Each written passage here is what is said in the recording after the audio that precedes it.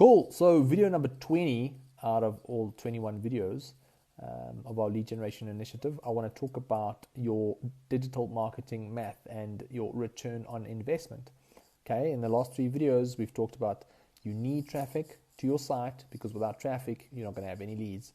Then you need to focus on converting that traffic into leads, like looking at your conversion rates, using simple tactics in order to get you to that benchmark and beyond, which will lower your price per lead or per subscriber or per sale. And today it's now very important to just discuss doing the necessary digital marketing math before you start running lead ads or just traffic to your site in general. And what we mean by doing the digital marketing math, guys, that is basically a matter of like getting almost like a perspective of what is it going to cost for you to get a customer?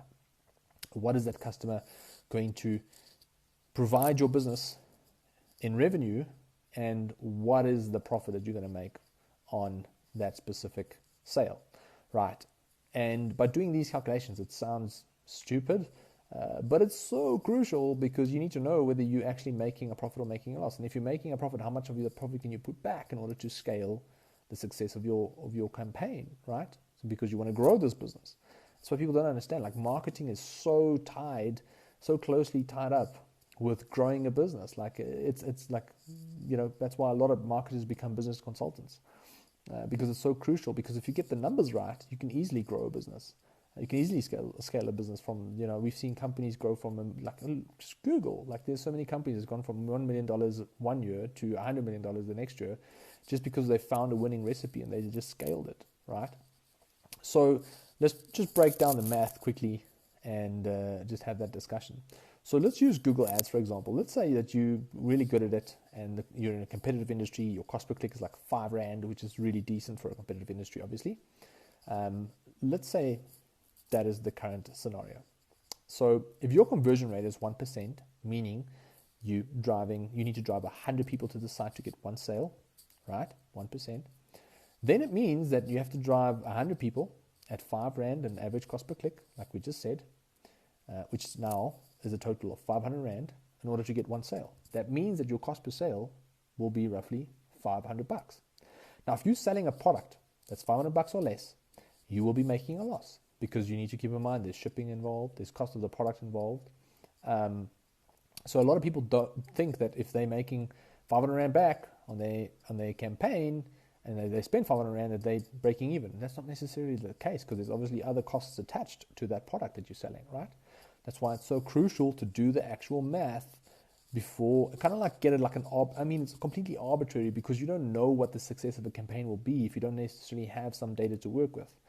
This is why agencies are a good place to start because a lot of them have benchmarks in place and a lot of them can give you some experience and say, or a lot of them have the experience and can give you some insights to saying, listen, we know traditionally a company in this industry, if you're running Google Ads and your product costs this, you can make so much, right? And essentially you can work from there and scale the business. Well, not a lot of them actually do it, but that's what they should be doing. So it's a matter of going, cool, if I invest this, how much could I potentially get back?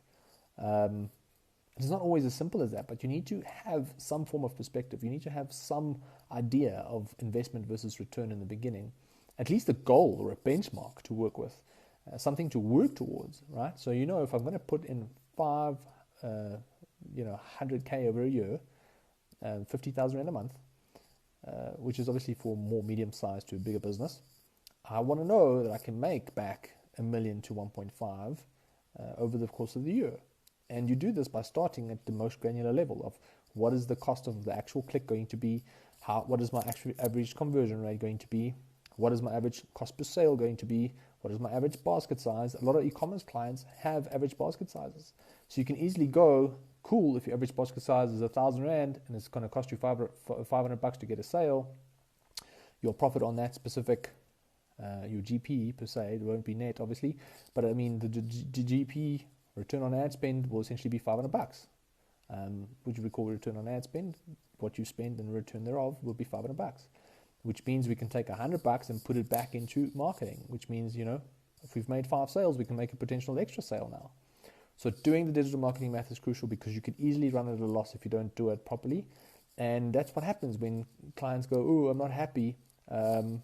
or if you're a marketing manager and you get tasked to start digital marketing, and then after a while the boss says stop it immediately because it's not working, it's because you didn't have either the time, or maybe you didn't have the knowledge in order to plan it out accordingly and set the necessary expectations to your boss, because it also takes time. It doesn't happen in a matter of 30 days. It's about saying, this is roughly the game plan. We need to hit these numbers to make it profitable. Let's start. And you start the first month and you realize, oh, these metrics are a little bit out. Our cost per click is too high. Conversion rate's low.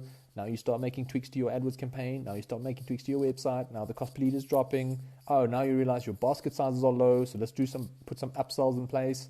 Let's upsell some existing clients. Now you increase that basket size. Now again, you have a higher return.